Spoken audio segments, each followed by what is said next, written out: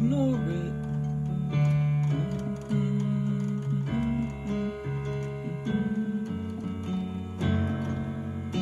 And someday we'll find it, the rainbow connection, the lovers, the dreamers, and me.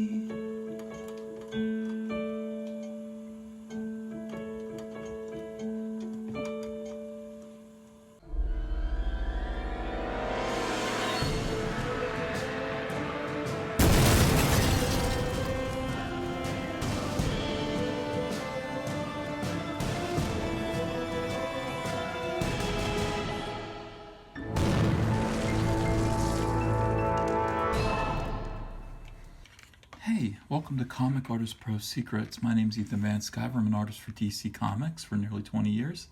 You can call me Uncle Ethan if you want to. I'm probably not your uncle, but I might be. I am mostly just a humble ink and superhero merchant who drew this comic book right here from DC. You'll notice the old DC logo, the one prior to the current one. This is Sinestro number 7. It looks like Act 2, Part 5. Godhead part of this event here, in which the Green Lanterns fight the New Gods. So here I am basically trying to work my way back into DC Comics good graces by basically trying to prove that I can do great work on time. And I almost succeeded with this book. This is one of the first books that I did with my comeback. Okay, so they said, well, what do you want to do? I said, I'll do anything lantern related. And as if like a dream, they said, you want to do a fill-in on Sinestro? Sinestro had his own series. Yes, I do want to do that desperately. I would love to draw Sinestro. Written by Cullen Bunn, drawn by Ethan Van Sciver. Here's where I met my colorist, Jason Wright. He was coloring this series for Brad Walker, and I got to have him color my stuff here for the first time and absolutely fell in love with it, and his work is just dynamite. He's been coloring me ever since. So let's open this book. Boom, here we go. We are on New Genesis. You can tell right away I'm open for business. Doing great detailed work here on these characters that I've never drawn before. I don't know very much about the New Gods at all, but here is High Father. This had to be laid in. This is not my artwork. This is the drawing of whatever tool or weapon this is. I don't know who did it, but they had to kind of digitally put it in because I think I got it wrong. I wasn't given a current modern piece of reference for this, so they had to fix that for me. I have to sneeze. I've never sneezed before during a secret commentary. Do I do it? Let me rub my eye. All right, we're not going to sneeze. Great. And here we have some slaves. I mean, I don't know. These people are kind of, looks like some of them used to be indigo lanterns. Here's a blue lantern. Here's a star sapphire. And they are under control of the New Gods here. We've got Orion without his helmet on. I made him look kind of like Johnny Storm, if you can say. Yeah, that's what this page. All right, so we're in deep outer space. I was immediately struck by how great Jason Wright can color space backgrounds.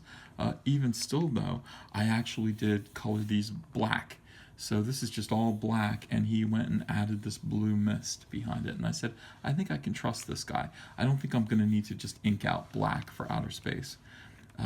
We have a warrior for this character. What is her name? Let me see. I don't know. I can't remember. But here she is, right there in the reflection of his sword. I've always loved to play with reflections in my work. It's a very easy way to suggest things. You don't have to do a two-shot, okay? A two-shot meaning two characters in one shot facing off against each other. You can just do a close-up, and then you can see the other character reflected somewhere. And it's a pretty neat, effective trick. We show her here. Her name, I'm going to have to find out what her name is. Real quick, let me cheat. Becca of New Genesis. She looks like a Becky. She's got nice long red hair. She's got a sword. She's a warrior. She's got a really neat Kirby-esque costume design. And she's being spoken to rashly by this man here. Very familiar face. Cullen Bunn, who wrote this, asked me to have Sinestro appear to her as a construct. Sinestro is in no way as powerful as a new god. Well, maybe he is. It's debatable. It depends on how much fear there is in the universe. But he is going to try to psych her out here. I think Cullen was maybe thinking that he would be her size. I thought, no. If he's going to be a construct, he's going to make himself enormous and actually grow. He's going to be kind of like the Wizard of Oz. And that, hey, we can intimidate you with special tricks. He looks great here. This is who he is. If he smiles at all, this is the kind of demeaning smirk that he offers you. Now, this book was interesting because it was established by Dale Eaglesham.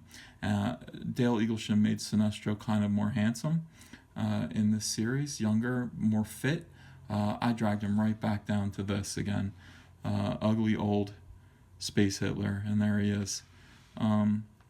Yeah. Great panel layouts here. I'm really working hard to show off. She looks beautiful. Becca's very angry. And she is basically saying what I always say to people. You trifle with petty delaying tactics. You play games. Games! I say that all the time on Twitter. And she tries to slice him up. It's just a construct, though. And I think, if I hadn't made him this big, this would have been a little bit stranger, but this is actually less interesting. This is actually much, much better in that he's gigantic. She sliced a Z pattern into him. You can see the fire through on the other side of the construct. You can see what's inside. He is enormous, and he doesn't feel a thing, obviously. He's just a construct. Good action shot. I don't get to draw females very often, so I got to do it a lot here. The construct just heals itself, and she just continues poking her sword at this enormous construct Sinestro. There are dead aliens all around. I guess there was a spaceship that was destroyed, and their bodies are floating by. Again, to emphasize the size of Sinestro here. And now, hell with you. This is the Wizard of Oz right here.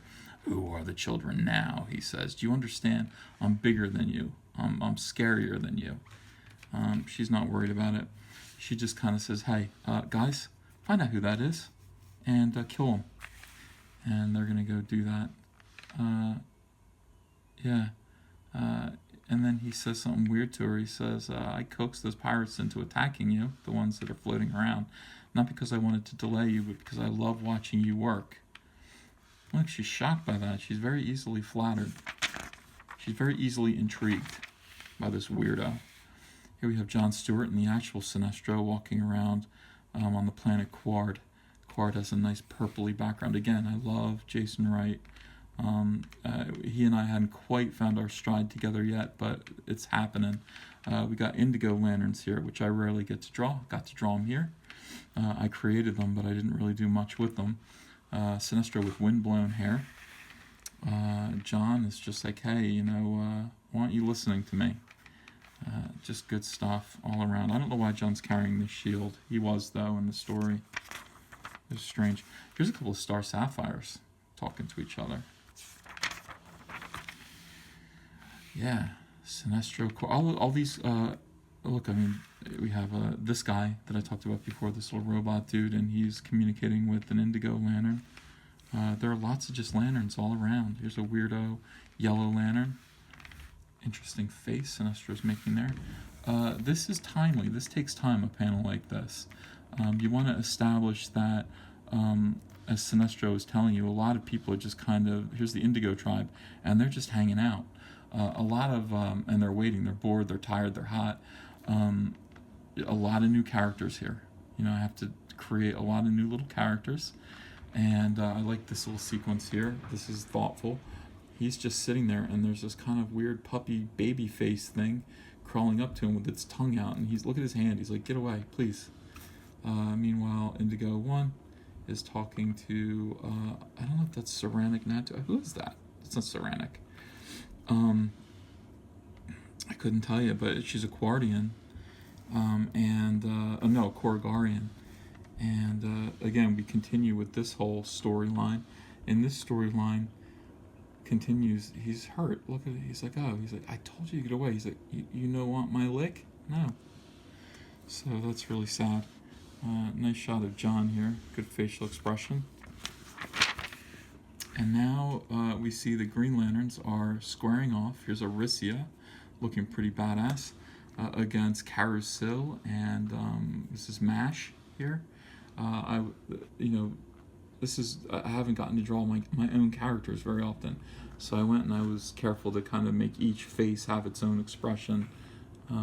This is all timely. This is good work. I haven't looked at this in a while, but I really was working hard. The dogs look great.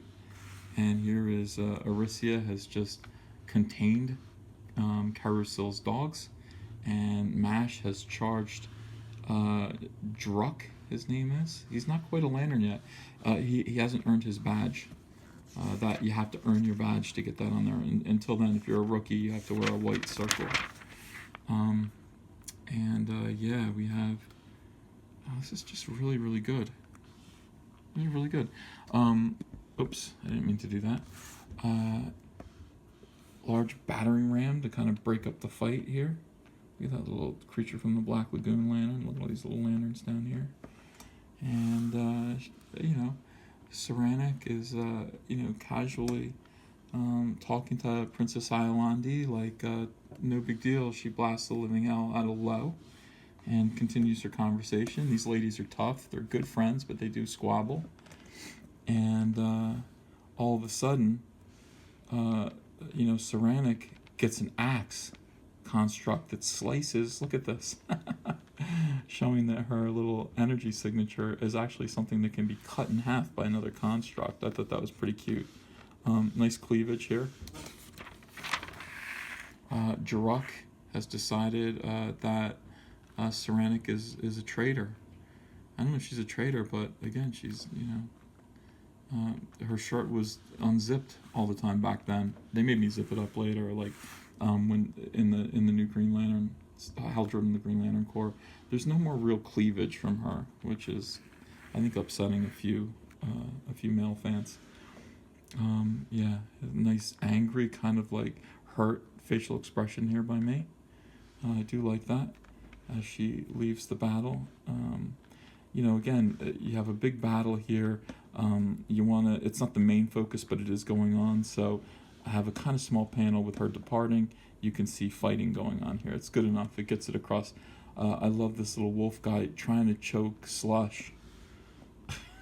Trying to wring his neck. Good luck. Good stuff. It's all in the little details, folks. You need to have a lot to look at.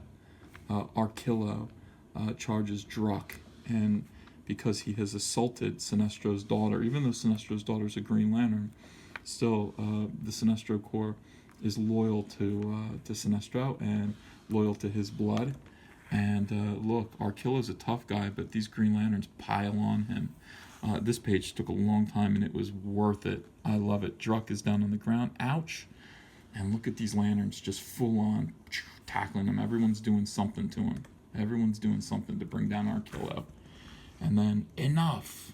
And yeah, here we have a big, beautiful shot of John Stewart. It's a good hand. Nice job. Nice job, EVS. We've got these Guardians, the Templar Guardians, Jeff Johns used to call them.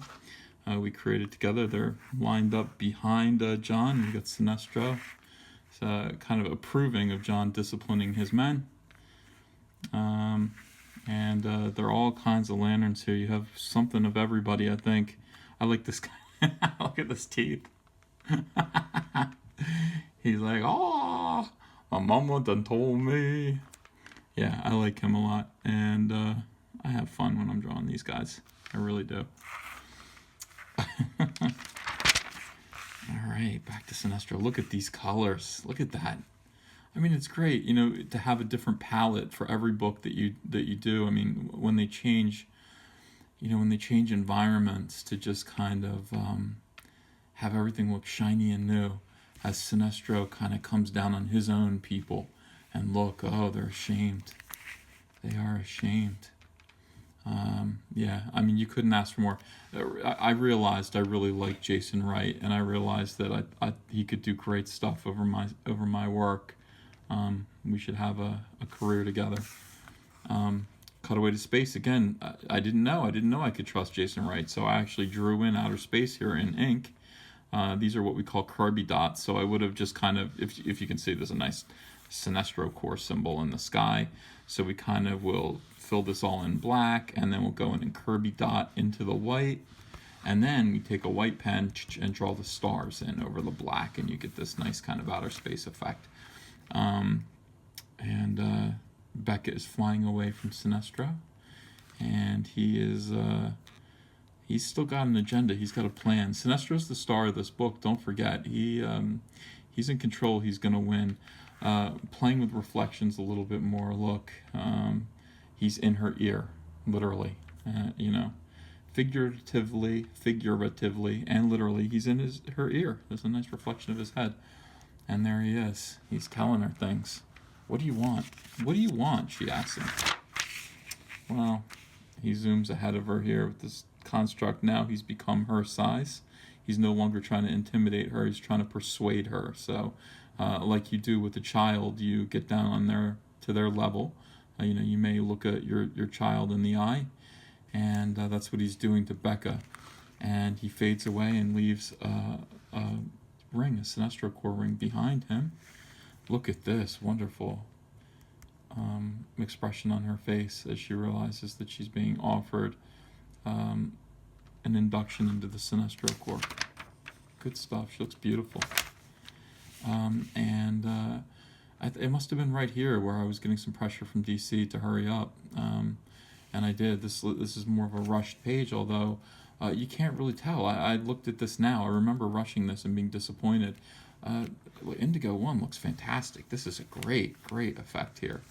I can see, Sinestro looks a little bit dodgy here. This is silhouetted out to save time, but it's effective. It all really is effective.